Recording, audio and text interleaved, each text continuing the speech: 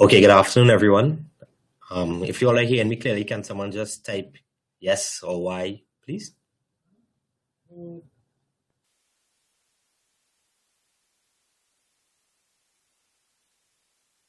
Okay, great. So, good afternoon again, everyone. I'm here to do the third webinar for the National Gas Company, partnership with the University of Trinidad and Tobago. This evening, I'll be tackling the midstream sector, gas transportation and infrastructure operations. Okay, so my name is Karen Rupnarain. I am currently the Acting Assistant Manager, Automation and Measurement within the GTD group. GTD is Gas Transmission and Distribution. As I go through my presentation this afternoon, feel free to post your questions. I'll try to get to them as I go through. If not, I'll answer them, or at least make an attempt to answer all of them at the end of my presentation. All right, so this evening, some of the topics I'll be handling is the NGC's business and how it relates to our suppliers and customers, the history of NGC, and the creation of the gas transmission and distribution network. We call it the GTD. Of course, the GTD's role and network structure, and the management of the network by NGC. Okay, so what's NGC's business? NGC's core business is really the purchase, transport, and sale of natural gas to the local downstream and petrochemical gas-based industries. I tend to think of it like a maxi taxi. We pick up at one point, we transport it, and we deliver and drop it off at another point. And as I go through my presentation, you'll see why I made that analogy. All right, so firstly, we have to purchase the gas. NGC doesn't do any drilling in Trinidad. All our drilling is done by international companies based in Trinidad. And some of these companies are EOG, Enron Oil and Gas. Previously was BG, but has now been purchased by Shell, which we would have seen was a worldwide takeover. We have BP, we have Repsol, and we have BHP Billiton. All these companies, all these international companies, are basically the ones who supply us with gas. This is who we purchase the gas from, and they are all based at offshore locations on the east coast of the country. Who are our customers? Well, NGC basically markets the natural gas we purchase primarily to local petrochemical producers, such as ammonia and methanol, oil refining, such as Petrotrin, power generation facilities, which include PowerGen, TGU, Trinity Power, and iron ore reduction facilities. Right now, the only iron ore company that we have on the network right now is New Iron, because ArcelorMittal came to, which we saw it highlighted in the news quite recently. ArcelorMittal has now closed and are searching for external buyers to actually start back up the facility. So right now, the only iron ore company that we have on the network right now is New Iron. How is the gas delivered?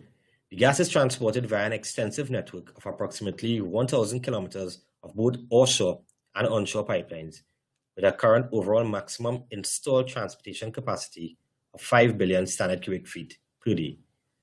This basically just says that we have gas lines both on land and offshore, and on a daily basis, we can transport up to 5 billion standard cubic feet on every single day.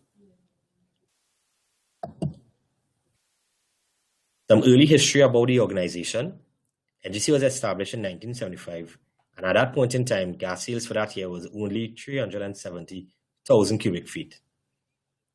As time progressed, we actually took over this TNTEC 16-inch pipeline from Penal to Port of Spain, which we still have in operation up to this day. In 1977, the 24-inch land pipeline from Beachfield to Picton Valve Station was created, still in operation. And in 1978, we also had the 24-inch marine line, which was completed to expand the country's transmission capacity at this point in time to 400 million. As we progress into the 80s, NGC continued to construct lines as the expansion of customers came on board. We decided to install two compression platforms, one in the Teak field and one in the Pui field. I'll touch on those platforms, and I'll touch a little bit on the compression a little later on in the presentation. We also had 13 miles of 20-inch pipeline between Picton and Phoenix Park. These are two of our valve stations, which I'll touch on as well later on. We also have 35 miles of 30-inch cross-country pipeline from Beachfield to Phoenix Park Valve Station, or PPVS. We also had the 30-inch marine line from Cassia Osho in anticipation for the increasing demand of customers as people started going towards the gas-based industry. By the time we reached the 1900s, the company had grown since it was established. Gas sales increased from 150 million in 1970 to 446 million in 1990.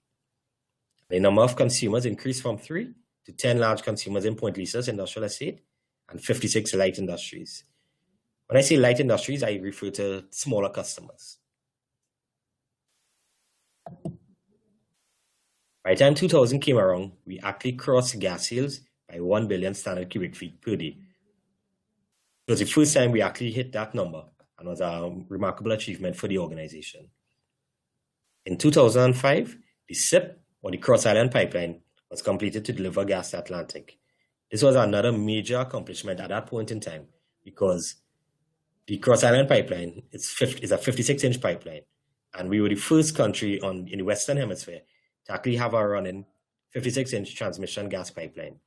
At that point in time in the world, there were only 2 other places in the Middle East that actually had that size of pipeline. So for Trinidad being such a small country, it was another remarkable feat for the National Gas Company. In 2007, we upgraded the Beachfield station to facilitate the extra gas that we needed on the industrial estate. The customer base now went from 19 customers in 1975 to 33 large consumers and 113 small consumers.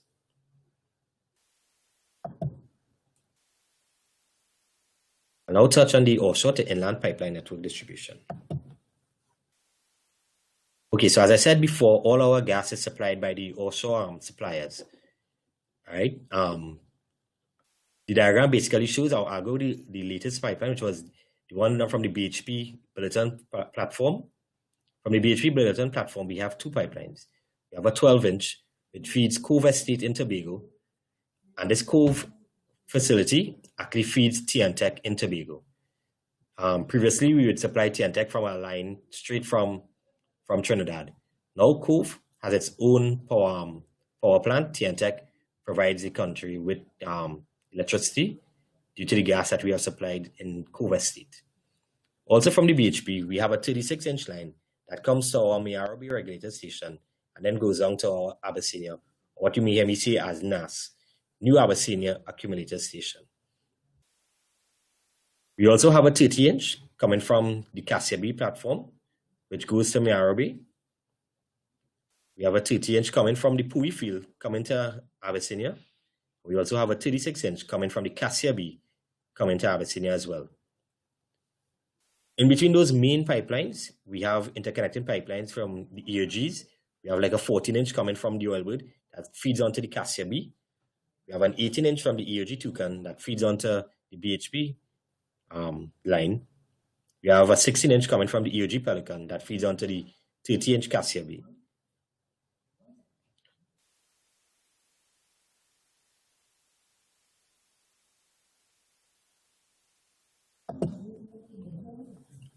GTD's role. GTD, Gas Transmission and Distribution, is responsible for operating and maintaining the extensive pipeline network for over the last 40 years of NGC's existence.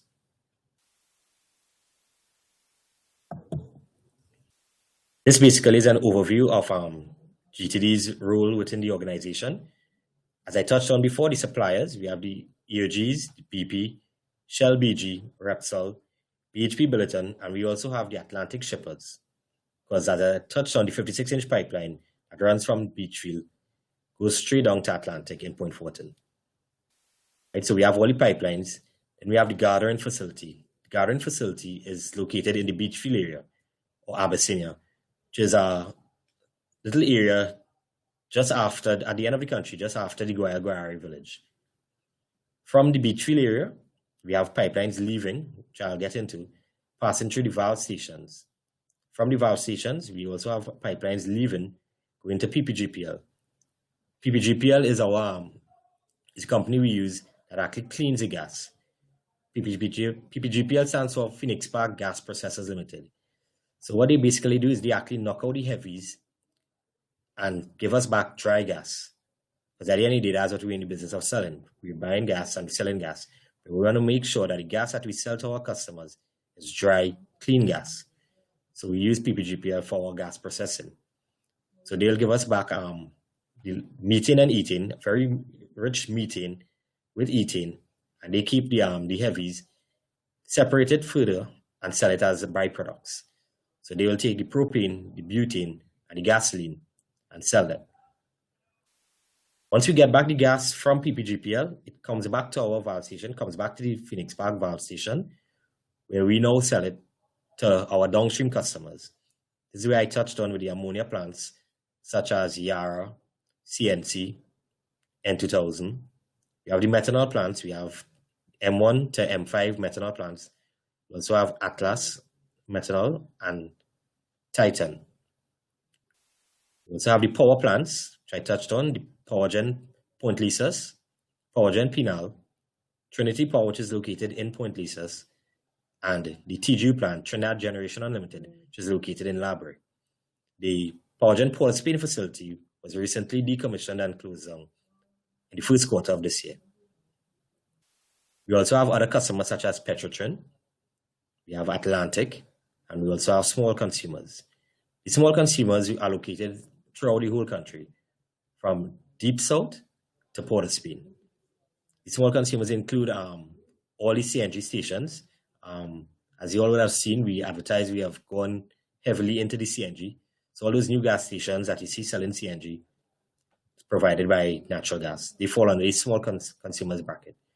We also have facilities such as Carberry, Whitco, the hotels Hyatt, Marriott. They all take gas and fall under the small customers envelope. Suppliers. These offshore suppliers are contractually obligated to NGC. There's a contract that exists between both us and these suppliers. They are committed to providing a defined volume of gas, and we are obligated to take gas from the suppliers and pay for same. If any instance that under the contract that we aren't able or we don't take the gas that we have agreed to take, we could enter into something called take or pay, which is something that we try to avoid on all occasions. Take or pay basically, as its name says, we have to take the gas or else we pay for it. So regardless if we don't use it or we don't sell it, we still have to pay for it, which is bad business for the organization and for the country, because you have to keep in mind that these are foreign-based suppliers, whereas NGC is totally and locally owned.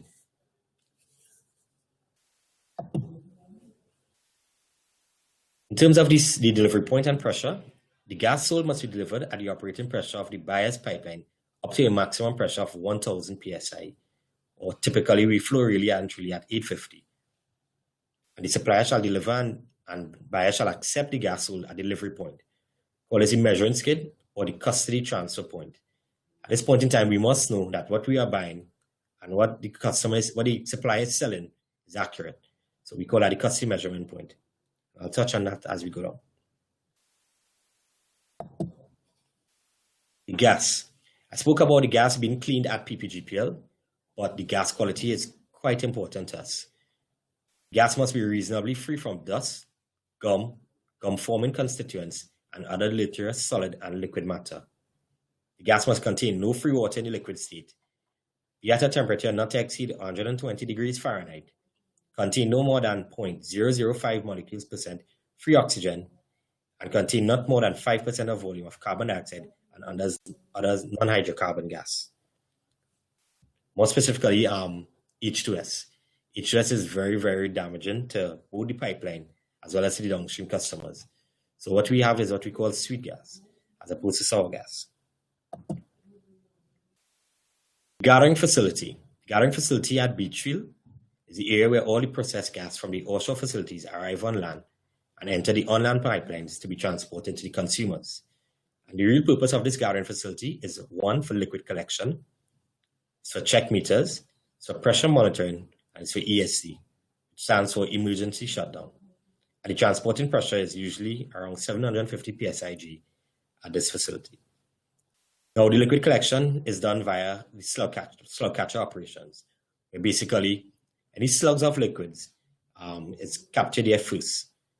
I know I talked about PPGPL, but we also try to capture as much liquids before it enters PPGPL, because we want to knock out as much liquids coming up the pipeline from Beachfield to Point Lisas. The check meters, as the name says, is basically checking meters to ensure we know how much gas is in the pipeline and what gas we are sending up the pipeline. Pressure monitoring, for obvious reasons, you want to monitor the pressures, because if coming off the platforms, the pressure is coming off at, let's say, 1,000 or 850, and we're seeing down at Beachfield a pressure of 200 or 300 psi, we know that pressure drop is way too much and that something is wrong. It indicates either a line break or a leak or some sort of problem on the platform that's supplying the gas. So pressure monitoring is quite important at this facility, so that we have an idea of what's taking place with the pipeline and the gas supply. And as I alluded to, if there are anything such as pipeline leaks or break in the pipeline, we have an ESC system, which basically will shut down the pipeline and we divert the gas elsewhere as we try to repair the pipeline.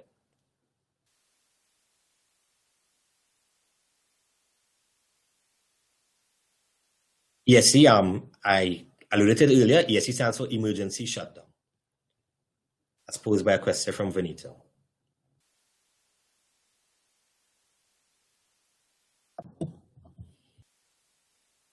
This critical point, NAS, or New Abyssinia Accumulator Station, receives gas from the suppliers through the 30-inch, the 24-inch, and the 36-inch BUD, or Beachfield Upgrade Development, and the 36-inch NEO offshore pipelines. NEO really stands for Northeastern Offshore Pipeline. This gas is distributed via 48-inch line to the Beachfield Central Launcher Station, and then to the NGC 2420, 30, and 36-inch transmission pipelines to PPVS, or Phoenix Park Valve Station.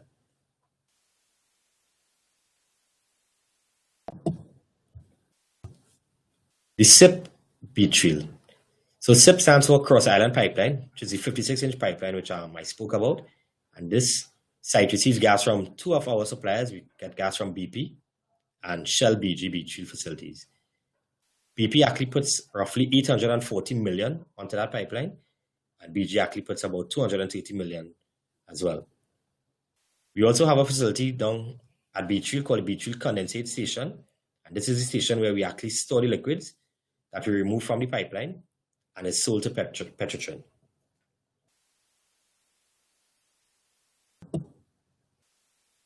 Now I'll go through the land pipeline network. Okay, so from Beachfield, as I said earlier, we have a 48-inch leaving the Beachfield or Abyssinia facility and goes to the Central Launcher Station. This is where basically all the gas accumulates. All the gas from all the different facilities comes to the Central Launcher Station. From the Central Launcher Station, we have three main pipelines that actually leaves the Central Launcher Station. Firstly, we have a 30-inch that goes back down to Abyssinia via the T-junction. Then we come through Mora Drip Station, Pool Valley, St. John's Valve Station, Seatran Drip Station, and then PPVS. I'll go through that one more time. The 30-inch passes through our T-junction, then goes up to the Rio Claro area at the Mora Drip Station, the Pool Valley Station in Rio Claro, the St. John's Valve Station, and Seatran Drip Station close to Williamsville, and then comes through the Phoenix Park Valve Station. We also have a 24-inch that passes through the Moruga area. It goes to the Trinity Valve Station, then goes to our Picton Valve Station, which is located between Pinal and Davie, and then it breaks down into a 20-inch and comes up to PPVS. Last but not least, we have a 36-inch line that leaves the launcher station, goes to the Moruga Valve Station, passes through Picton, and then comes up to PPVS. So in case we should have problems with one of the pipelines, we can divert the gas through any of these pipelines, because as you all see, they all come up to the PPVS valve station before it goes to PPGPL for processing. We also have other pipelines. We have the BG Beachfield facility, It's a 36-inch pipeline which feeds onto the Beachfield CIP. And from that Beachfield CIP, that is the 56-inch pipeline, which passes through a branch station in Moruga. And then we have 3 mainline valve stations. We call them MLV 1, 2, and 3. The first mainline valve station is located in Moruga. The second valve station is located in Faizabad. Sorry, in Picton, in the Picton area. And the third valve station is located in the Faizabad area. From the 56-inch pipeline, we have a tap-off. We have a 24-inch tap-off that goes to our Union Industrial Estate, which feeds the power plant in Labrie, which is the Trinidad Generation Unlimited power plant facility. And then, of course, the 56-inch continues after Faizabad and goes straight down to Atlantic.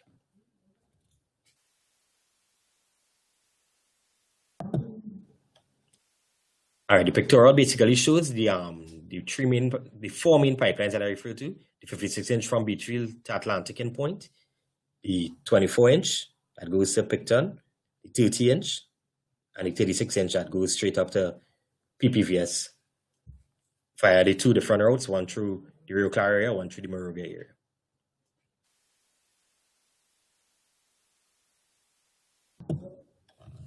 The valve stations. I spoke about the Picton valve station, the Phoenix Park valve station. These valve stations, the primary functions really are for pressure monitoring, ESD, and condensate collection. We get a lot of condensate when we pig our pipelines. And pigging basically refers to where we install something called a pig detector in our pipelines, and we use the gas to actually push the pig through the pipeline to clear any debris or any stuff, slush, or anything that may come up from the pipeline. Because you have to remember that the gas comes from deep down under in the sea. So the gas actually comes up with slush and other stuff. So we have to pig the pipeline to make sure we keep the pipelines clear. And sometimes we actually run an intelligent pig to have an idea of the wall thickness of the pipelines to see if we are required to do any repairs on any of our major pipelines on the network.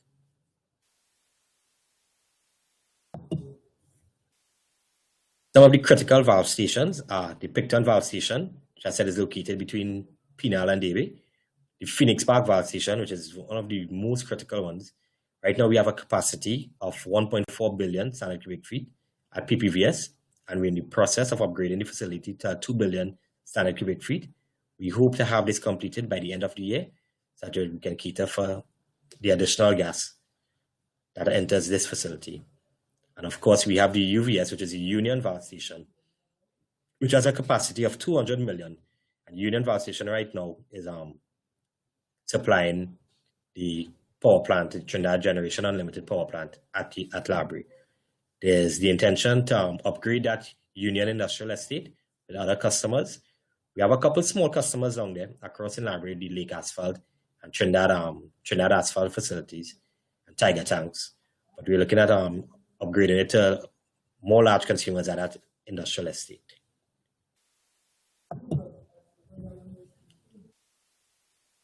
This basically is a graph of the large consumer sites. As I touched on, we have the Yara and Trinjan 1 facilities, which are ammonia facilities. We have New Iron, the iron ore. We have PCS nitrogen. We have all the methanol facilities, as well as Point Lisa's Nitrogen Limited, which was formerly known as Farmland.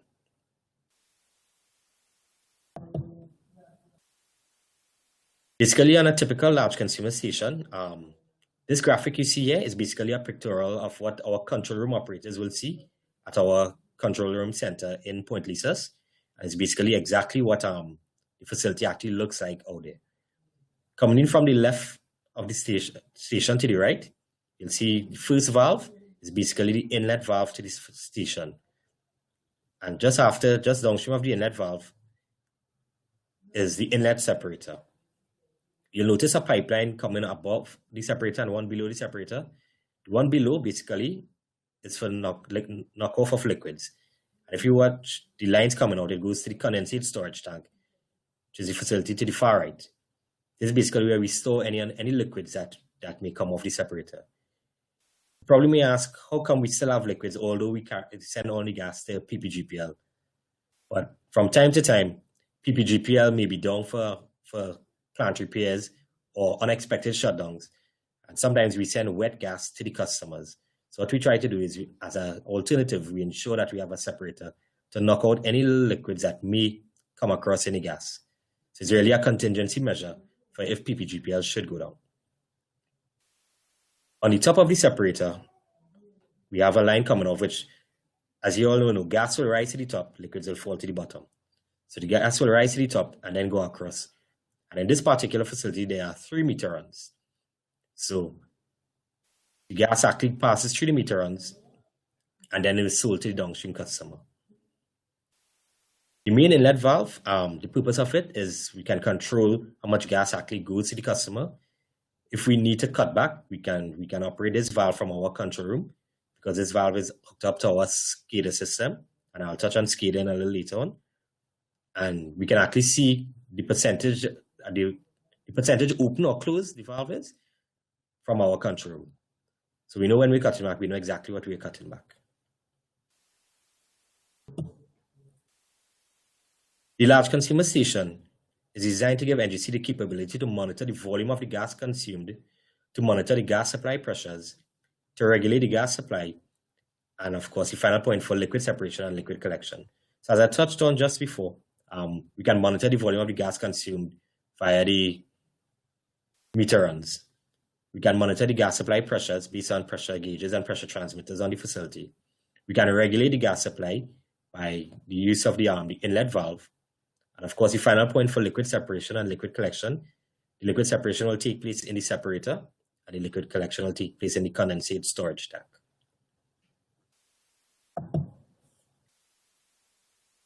What actually determines a large consumer?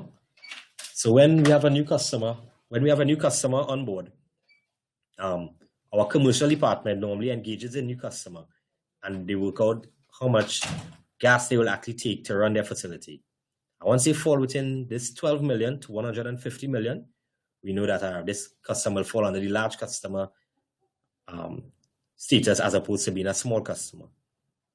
All our large customers are automated and connected to our SCADA system. SCADA stands for Supervisory Control and Data Acquisition.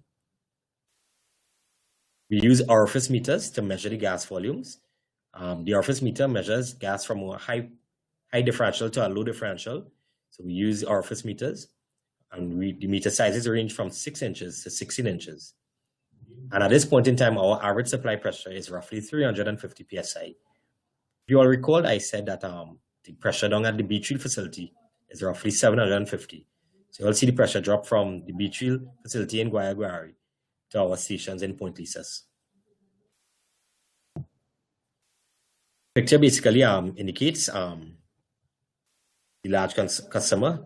The blue valve on the left-hand side of the separator is the inlet valve. You see the pipelines coming into the separator.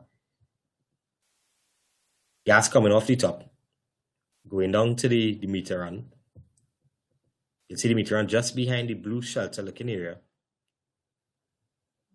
And then you'll see a smaller pipeline coming off the separator and going to the condensate storage and the little square box within the black wall by the fence.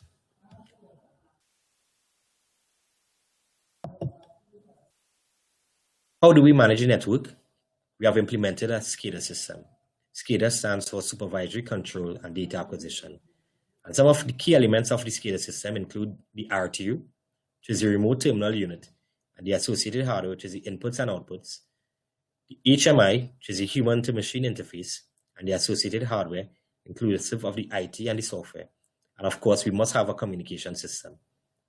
Now, the RTU and the associated hardware includes the PLC, which is the programmable logic controller, and we have both analog and digital inputs and outputs at each facility.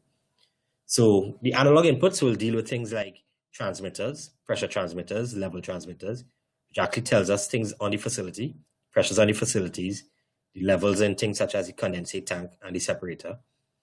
Then we have digital inputs such as door switches, alarm points, a pressure switch that may be on the facility, indicating whether something is either high or low. Consider just like a light switch at home. Is either it could be on or it could be off. So we have, those are digital signals. We also have flow computers on the facility. The flow computer is what measures the gas and calculates the volumes. We use the orifice meter as the primary device and the flow computer as the secondary device. And our control room in Point Lisas can see all these values on the flow computer, on the transmitters, on the switches via our SCADA system. The communication system, basically, communication background, is we use antennas and radio systems. So we have each one of our large customers has a radio and an antenna on a mast located in the facility. And all these stations within the Point Lisas area goes to a repeater site that we have in San Salvador and then comes back to our Point Lisas control room and vice versa. The Point Lisas control room, once it sends out a signal, hits the San Salvador communication tower, which is located in Grand Couva, and then hits the relevant stations in the Point Lisas estate. Similarly, we have repeater sites in Beachfield, Tobago, and we have, for the offshore platforms, the repeater site is located on the Teak compression platform. And from our control room, we did not only monitor, they can also control via things like the inlet valves, where I told you can adjust the opening and closing of that valve. So it's not just a monitoring system, but it can also do some levels of control. Small customers. The small customers, their range goes from between 0.5 million to 2.5 million. The small customers are not automated. They are not on our SCADA system because it wasn't financially viable to actually put these stations onto our SCADA system. And we don't use orifice meters at these facilities. We use PD meters, stands for positive displacement. The line sizes is usually roughly about 2 inches, and the supply pressure is less than 175 psi. So you can differentiate between the large customers with the small customers. A typical small consumer station, the gas comes in similarly to the large customer. There's a small separator in case of any little slight liquids. We come down, we pass through a regulator, pass through a PD meter, positive displacement meter, and of course we have a relief valve located downstream on the station. In case for any reasons we have any problems with the pressure, the relief valve will be set so that as to release the pressure and not affect our downstream customer. The PD meter, as the name says, is a positive displacement. So as the gas enters, the impellers on the inside spin and turn, and the gas is measured as it's displaced through the propellers. And what we do is we pick up this reading once per month, every month for the year. So similarly to like a TNTech bill, we use the previous month's reading versus the present month's reading, and the difference will equate to the volume of gas that the customer used. We give these readings to our gas analysis department. These guys will take these values, calculate the volumes, and provide the billing to accounts, provide the volumes to accounts for billing purposes. The GTD network. The GTD network is managed by two main areas: pipeline maintenance and pipeline operations. The pipeline maintenance area is built with pipeline services, the reliability and right-of-way, and support services. Pipeline operations, which I'm a member of, has three main departments: the automation and measurement department, the upstream operations department, and the network control department. We have recently developed a third area in GTD. We call it the AIMS department, Asset Integrity Management System. It's a new department that has been developed and is now setting afloat.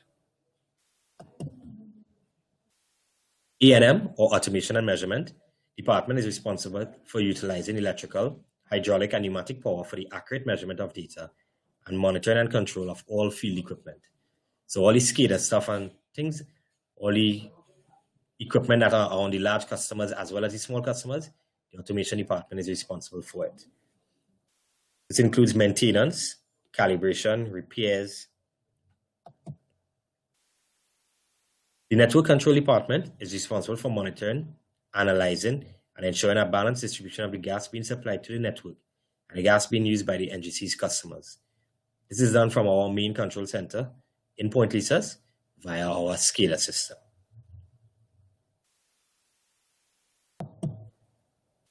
The upstream operations basically operate and maintain all the NGC equipment located at both the Beachfield facility in Guayguari and the Cove Industrial Estate in Tobago.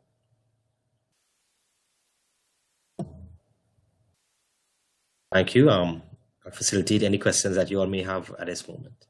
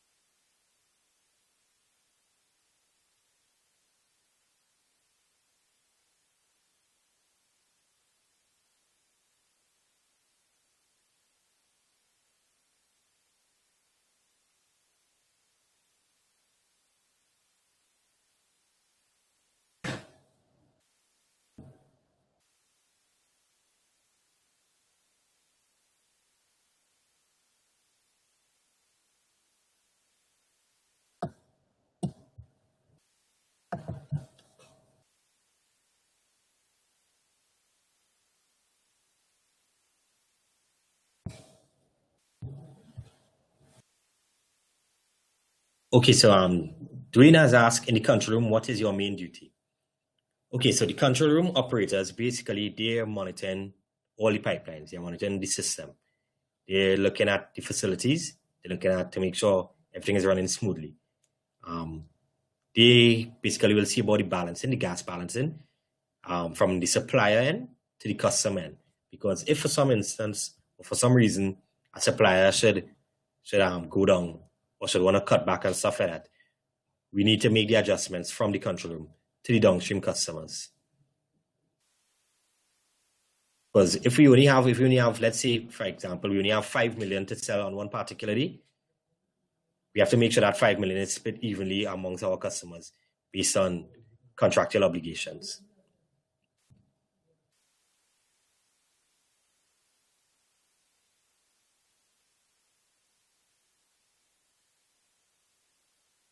Okay, I'll answer Niall's question. Does Atlantic get gas clean from PPGPL? The gas that goes on to Atlantic doesn't pass through PPGPL. Remember, the gas from Atlantic goes through the 56-inch pipeline from Guayguari to Point Fortin. What we will do is pass the gas through the slug catcher operation facility in Beachfield. So we knock out all the heavies, because the gas that comes from BP and BG, plus they have land-based slug catcher facilities in Beachfield before that gas passes through. So the gas liquids are basically knocked out on a regular basis before it hits Atlantic. And what we do is we pick that pipeline once every week to ensure that there are no liquids going on to Atlantic. Lisa's question is, if the SCADA system is down, do you have a backup system in place? Lisa, really and truly, we have a backup control room. So our main control room is located within our field office complex, and we have a backup control room located in our head office complex. So if for any reason the SCADA system should be down at the MCC, we will default and run through the backup at our BCC facility. Dwayne's question is there any point in time that an operator has to go out on the plant to physically make the adjustments? Dwayne, at our control room, the control room operators are wholly and solely based within that control room facility in Point Lisas. They don't have to go out and make any adjustments. If there are any adjustments to be made, we have maintenance teams from the GTD network, from either the pipeline maintenance or the pipeline operations section, that will actually go out and make the adjustments. So during working hours, during the daylight hours, they will contact, depending on what adjustment needs to be made, they'll contact either pipeline maintenance or pipeline operations. And then we have a 24-hour call duty roster. So the people who are on call respond to problems or issues that may arise outside of working hours.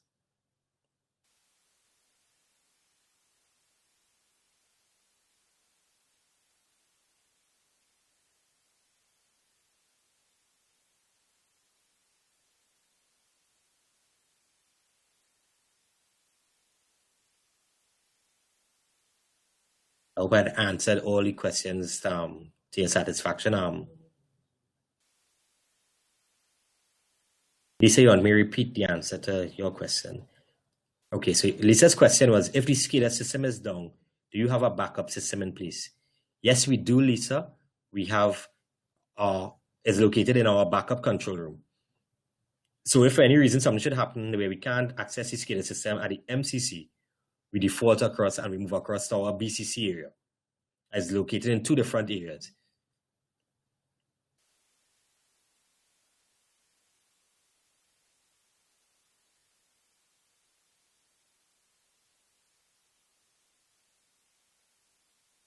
Okay, great. Thanks, Lisa.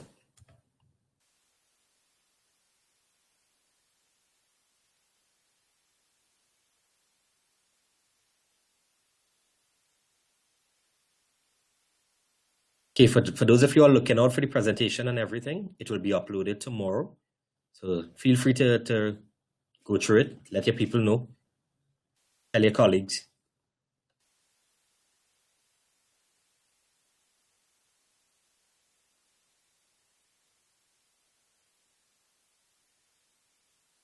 Okay, so another question from Dwayne. Does NGC train individuals for such positions? Yes, we do. Actually, Dwayne, at present we have an 18-month program going on for engineers. We call it the intern graduates.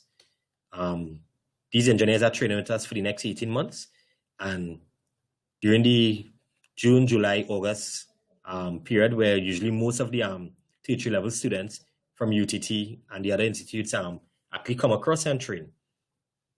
So we have the July, August trainees, as well as we have the bud graduate trainees that are here with us on an 18-month program.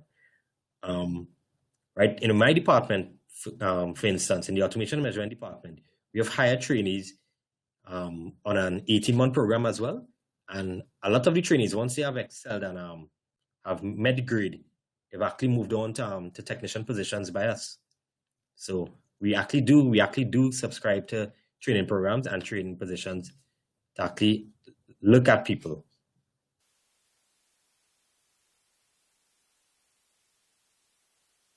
Vinita asks, does your GPA have to be over 3.0 to be qualified for the internship? Actually, no, it doesn't, Vinita. The internship program basically, once you meet the minimum requirements, which is qualifications within the area of what you want to be an expert in, and you're shortlisted, you will be taken in.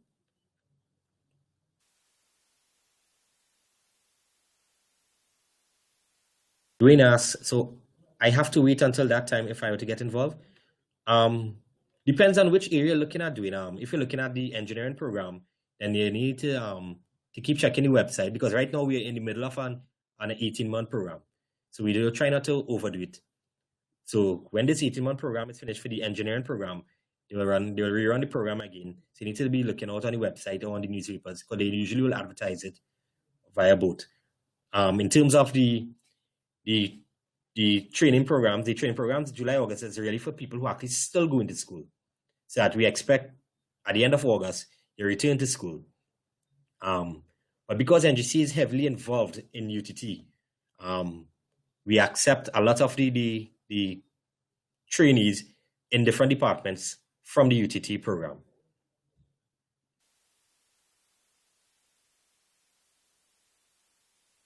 We usually have job positions advertised on our website as well as in the print media.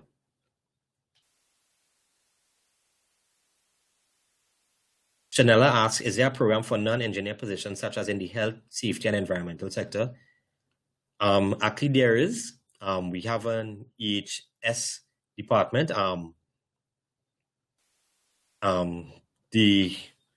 We have people who have moved across internally within the organization from different departments to EHS. Once you're studying in the right field, by all means, submit a resume and we see how it goes.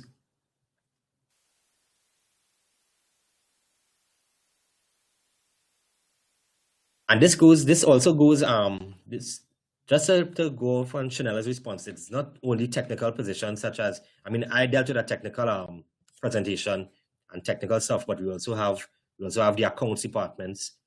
We have corporate communications. We have IT departments. We have so many different departments within the organization. So it doesn't have to be an engineering degree to get into engineering or GTD.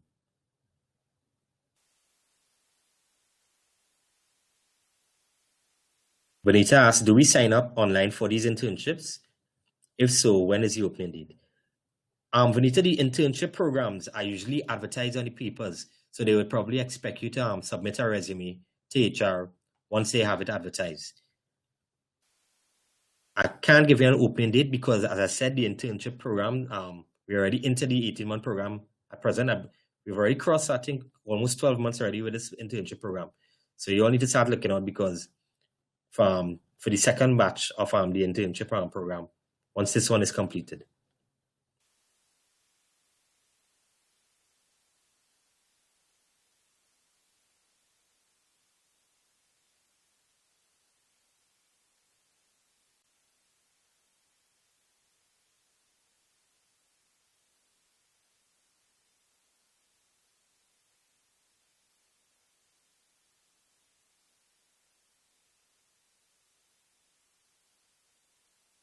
Doing that, I have a diploma in process technician. So maybe you could see that I have an entry-level qualification.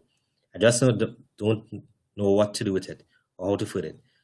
Okay, so Dwayne, we actually have people with the process diploma.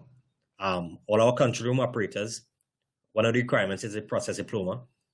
At our valve stations at the Beachville facility, where we have 24-hour operations, the Union facility, we have 24 operations, and the Cove Estate, we have 24 operations. It'll be a little bit more difficult at Cove because we kind of did an internship program to train operators from Tobago themselves to run the Tobago plant. But we have guys with the process diploma at Beachville, Union, and the control room, as well as the Phoenix Park valve station. Once it is upgraded, we go into a 24-hour shift at that location as well. In terms of further qualifying itself, I know for a fact a lot of the guys have gone into the chemical degree or the chemical technician diploma as well, which is somewhat similar to the process, and I've gone in that direction.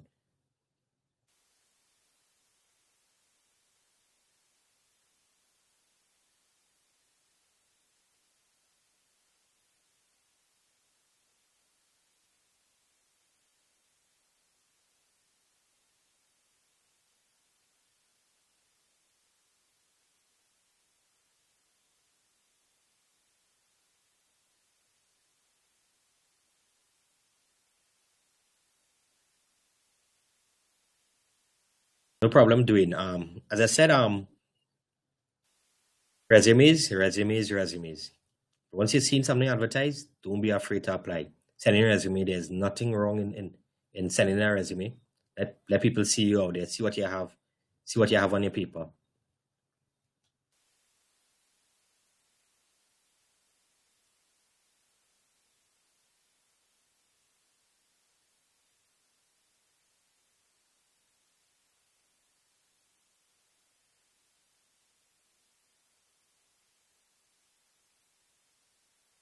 Vanita asks, can you do an internship after you have completed your bachelor's? Actually, Vanita, the people that we take into our internship program actually has to have completed their bachelor's. Hence the reason for the internship. If you're in the process of now completing is when we'll take in as the summer students. When I say summer students, the June, July, August. But to apply to actually fill the requirements for the internship, you have to have a completed bachelor's.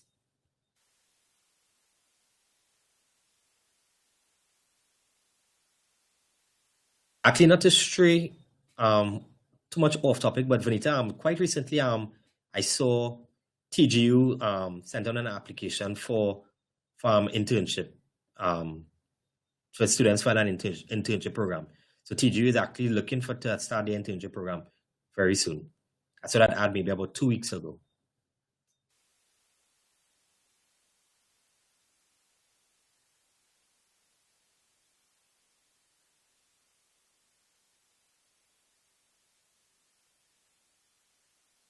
No problem.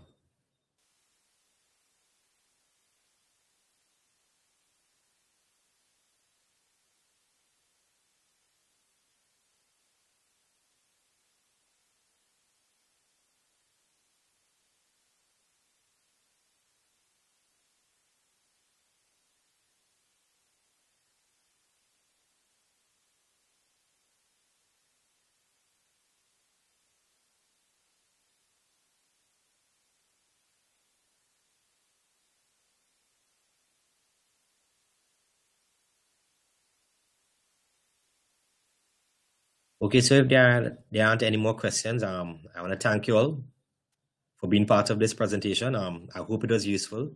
I hope the information was important and clearly understood. And until NGC's next webinar, let me just say, on behalf of the organization, thank you very much.